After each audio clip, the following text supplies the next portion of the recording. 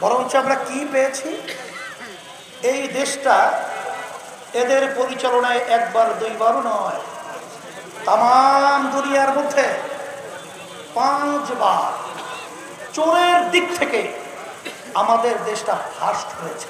আমরা ঘোষণা করেছি ইসলামের পক্ষে একটা বাক্স, এবং যারা নাকি দেশপ্রেমিক রয়েছেন তাদের সকলকে নিয়ে আমরা এই দেশ করার লক্ষ্যে আমরা সবাই ঐক্যবদ্ধভাবে আমরা কার্যক্রম পরিচালনা করব।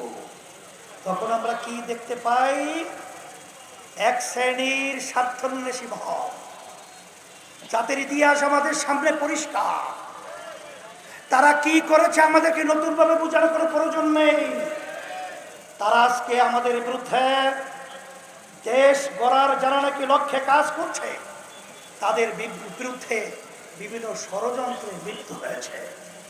কিন্তু আমার মন বলছে 5ই আগস্ট খুনি এবং ফ্যাসিস্ট গুমি টাকা পাচারকারী হাসিনা বুঝতেও পারে নাই তার দেশ ছেড়ে পালাতে হবে।